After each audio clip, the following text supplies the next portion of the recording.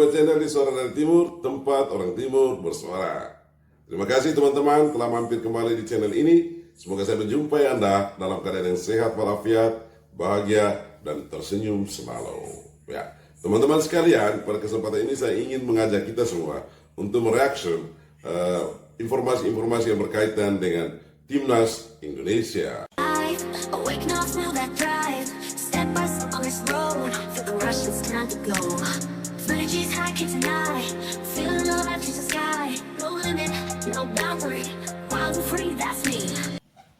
Teman-teman sekalian, paling kurang ada dua informasi penting yang nanti kita reaction pada kesempatan ini. Yang pertama, tentang Timnas Indonesia yang menjadi tema perbincangan heboh di Timur Tengah oleh para pandit sepak bola. Yang para pandit sepak bola Timur Tengah menilai bahwa Indonesia merupakan ancaman bagi Arab Saudi dan Irak di round 4. Yang kedua, tentang kekuatan dan kelemahan dari Timnas Indonesia selama ini dan bagaimana Clever meracik game plan yang tepat agar efektif di round 4. Apakah nanti harus menyerang ataukah bertahan? Bagaimana lengkap informasinya? Simak video berikut ini.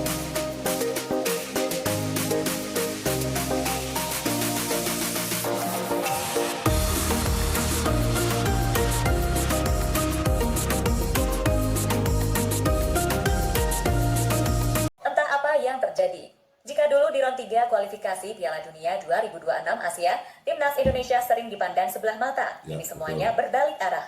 Dulu banyak rival termasuk para fans dari negara-negara Timur Tengah yang bahkan malas membicarakan Garuda. Nama Indonesia cuma jadi sisipan berita, sekedar pelengkap grup.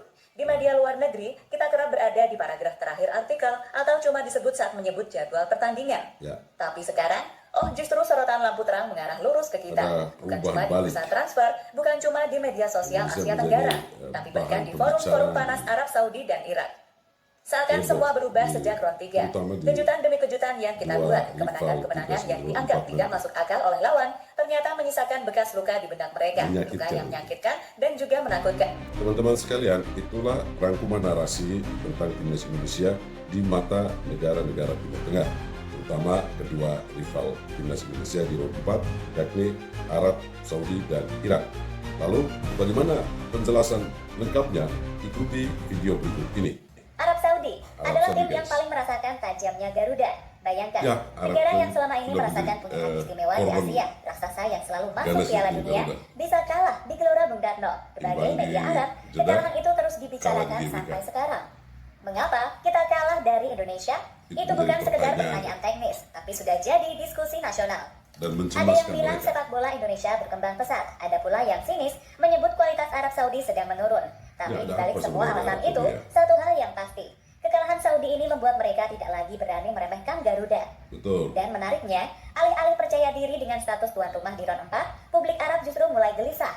Mereka tahu Timnas Indonesia yang akan datang Oktober nanti bukan lagi tim yang sama seperti yang mereka lawan di masa lalu. Yang akan datang adalah generasi emas, tim yang lahir dari kombinasi anak-anak diaspora dan talenta lokal terbaik. Tim yang sudah mencicipi kerasnya Liga Eropa, terbiasa bermain di bawah tekanan puluhan ribu penonton, dan punya mentalitas yang tidak mau kalah. Teman-teman sekalian, itulah respon dari Arab Saudi tentang Timnas Indonesia yang pernah imbang melawan Arab dan mengalahkan Arab Saudi di GBK. Arab Saudi sibuk merenung soal kekalahan di GBK, Irak justru punya pandangan berbeda. Mereka tahu betul bahwa kemenangan mereka atas Indonesia di round kedua dulu tidak lagi relevan. Bagi Irak, tim yang mereka hadapi saat itu hanyalah bayangan dari Indonesia yang sebenarnya. Tim yang masih mencari chemistry, masih beradaptasi dengan gaya permainan pelatih. Tapi di round 4 ini, mereka sadar akan berhadapan dengan tim yang jauh berbeda, lebih matang, lebih berbahaya, dan punya taktik yang sulit ditebak. Pengamat Irak bahkan mengatakan Indonesia adalah lawan yang tidak bisa dipetakan sepenuhnya. Mereka melihat video potongan pertandingan kita, mempelajari statistik, menonton hasil uji coba. Tapi tetap saja, semua itu tidak cukup untuk membaca kekuatan asli Indonesia. Teman-teman sekalian, itulah tanggapan Irak, di mana mereka mulai sadar bahwa kemenangan mereka 2 kali di round 2 tentu bukan sesuatu yang relevan karena saat itu timnas Indonesia kedalaman skuadnya masih tipis. Saat ini Indonesia punya kedalaman skuad yang semakin tebal dan itu justru membuat mereka untuk berpikir kembali bagaimana seharusnya menghadapi timnas Indonesia di round 4. Teman-teman sekalian, itulah reaksi dari dua rival timnas Indonesia, yakni Arab Saudi dan Irak. Mana Arab Saudi masih bertanya-tanya mengapa kita harus kalah dari timnas Indonesia. Tentu mereka sudah melakukan berbagai analisis dan persiapan-persiapan untuk di round 4. Di sisi lain, Irak mulai sadar bahwa kemenangan 2 kali di round 2 bukanlah sesuatu yang menjadi jaminan dan relevan ketika berhadapan dengan timnas Indonesia di round 4 saat ini. Nah, teman-teman sekalian, tentunya timnas Indonesia tidak boleh terobsesi dengan pujian-pujian seperti ini, lalu lengah dan tidak melakukan persiapan yang lebih matang. Pertanyaannya, bagaimana Patrick Kluivert memilih game plan yang tepat agar permainan timnas Indonesia itu efektif menghadapi Arab Saudi dan Irak di round 4? Apakah masih menggunakan formasi 3-4-3 ala Sintayong ketika mengalahkan Arab Saudi, di mana mengandalkan counter attack? Ataukah Kluivert akan meramu sebuah game plan yang sesuai dengan kedalaman skuad yang ada, lebih menyerang dan melakukan gol lebih awal, lalu bermain secara tinggi di intensitas permainannya? Nah, kita simak lagi berita berikut ini tentang bagaimana persiapan timnas Indonesia seharusnya setelah menimbang antara kekuatan dan kelemahan yang dimiliki oleh skuad ini. Tidak ada ruang untuk kesalahan, hasil imbang saja tidak boleh ada ruang untuk kesalahan, karena ini belum menentukan nasib timnas Indonesia. Sepak bola dunia. Indonesia wajib menang, atau dalam skenario paling minim setidaknya 1 kali menang dengan selisih gol signifikan dan 1 hasil imbang yang harus disertai performa dominan. Sebab jika dua laga ini tidak dimenangkan, maka peluang lolos otomatis ke Piala Dunia bisa lenyap seketika. Oleh karena itu, strategi dan juga gameplay Indonesia harus benar-benar matang dan bisa sembarangan harus diperhitungkan dengan presisi. Pertanyaannya adalah, apakah Indonesia akan langsung mengambil inisiatif menyerang sejak awal laga, atau justru memilih untuk bermain bertahan, menunggu dan mengandalkan serangan balik cepat? Namun, opsi bertahan dan mengandalkan serangan balik sangatlah beresiko tinggi, terutama jika lawan yang dihadapi adalah negara Timur Tengah seperti Arab Saudi dan juga Irak. Dua tim Timur Tengah yang dikenal punya organisasi serangan sayap yang sangat berbahaya. Jika mereka dibiarkan berkembang dan terus menekan, mereka bisa menjadi ancaman yang nyata.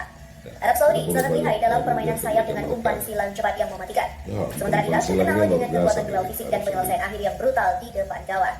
Jika Indonesia hanya menunggu dan pasif, maka resiko kebobolan sangat besar, dan hal itu sama saja memberi mereka peluang menciptakan gol. Namun sebaliknya, Indonesia punya kekuatan yang tak dimiliki Arab Saudi dan Irak, yakni dominasi dalam penguasaan bola yang sangat kuat, yang bahkan sangat sulit direbut oleh lawan-lawannya. Indonesia memiliki keunggulan bermain dengan aliran bola dari kaki ke kaki yang sangat cepat yang dapat membingungkan lawan. Ini adalah pilihan skuad Garuda saat ini. Kedalaman skuad Indonesia saat ini sudah menjadi yang terbaik dalam sejarah. Dan yang paling menonjol adalah kemampuan memainkan tempo dan mengontrol pertandingan melalui penguasaan bola. Data menunjukkan Indonesia menjadi salah satu tim terbaik dalam hal ball position di seluruh Asia, hanya berada di bawah Jepang dan bersaing ketat dengan Korea Selatan. Bahkan dalam sejumlah laga terakhir, Indonesia mencatatkan penguasaan bola hingga lebih dari 70%. Inilah kekuatan yang harus dimaksimalkan. Alternatif terbaik dalam menghadapi Arab Saudi dan Irak adalah bermain menyerang sejak menit pertama, mengambil alih penguasaan bola di arah depan dan mencetak gol cepat. Strategi inilah yang kemungkinan besar akan diusung oleh pelatih Patrick Kluivert. Karena jika Indonesia mampu unggul lebih dahulu, maka permainan bisa dikendalikan sepenuhnya oleh Garuda, dan tekanan psikologis justru akan berpindah kepada pihak lawan.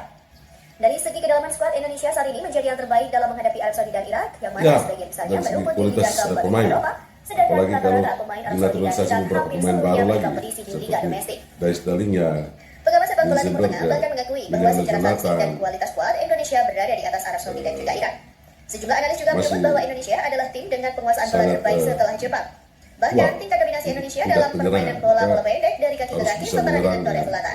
Tim permainan Indonesia juga sangat sulit dibendung. Ketika mereka mengalirkan bola dengan cepat, seolah lawan dipaksa untuk mengejar bayangan yang tak tahu kemana arah bola akan mengalir. Dan Indonesia memiliki permainan seperti itu yang menyulitkan lawan untuk dapat membendung serangan cepat. Serangan Indonesia tidak monoton. Indonesia bisa menyerang dari sisi kiri, dari sisi kanan, sisi tengah lapangan, bahkan umpan-umpan jauh yang akurat dan langsung menyentuh. Sebab motor serang Indonesia Tom Hai sangat memiliki kualitas tinggi dalam mengalirkan bola secara akurat yang langsung bisa tancap. Dari prediksi tersebut, Arab Saudi dan Irak nampaknya akan dibuat kerepotan meladeni kecepatan rotasi bola Indonesia yang mengalir dari kaki ke kaki yang begitu cepat, menyisir sisi sayap hingga kombinasi 1-2 sentuhan di lini tengah. Jika Arab Saudi dan Irak memilih untuk meladeni gaya permainan Indonesia secara terbuka, mereka akan membuka banyak lubang yang ditinggalkan. Mereka maka mereka sedang menggali lubang kubur sendiri. Karena itu artinya mereka membuka ruang bagi Indonesia untuk mengembangkan permainan cepat yang akan memporak-porandakan pertahanan mereka. Satu-satunya cara untuk menghindari itu adalah dengan bertahan total dan menunggu kelengahan Indonesia. Namun, yang menjadi pertanyaan publik berikutnya adalah, mampukah tim seperti Arab Saudi dan Irak bertahan secara solid untuk membendung serangan masif dari Indonesia tanpa kebobolan? Teman-teman sekalian, itulah informasi rancangan game plan yang tepat, di mana diinformasikan bahwa Indonesia punya keunggulan dalam penguasaan bola, rata-rata 70% di bawah menyamai di bawah Jepang dan menyamai Korea Selatan. Nah, ini luar biasa. Yang kedua, bahwa Indonesia juga punya kecepatan, lalu passing-passing dari kaki ke kaki itu sangat cepat yang membingungkan lawan. Nah, dalam permainan nanti di round 4 diharapkan ada suatu permainan yang lebih intensitasnya lebih tinggi, sehingga lawan dipaksa bertahan dan Indonesia harus berusaha untuk menciptakan gol lebih awal sehingga tekanan ada di pihak lawan. Demikian dua informasi yang bisa kita reaction pada kali ini. Bagaimana pendapat Anda? Silahkan tulis di kolom komentar. Terima kasih telah mampir di Suara dari Timur, tempat orang Timur bersuara.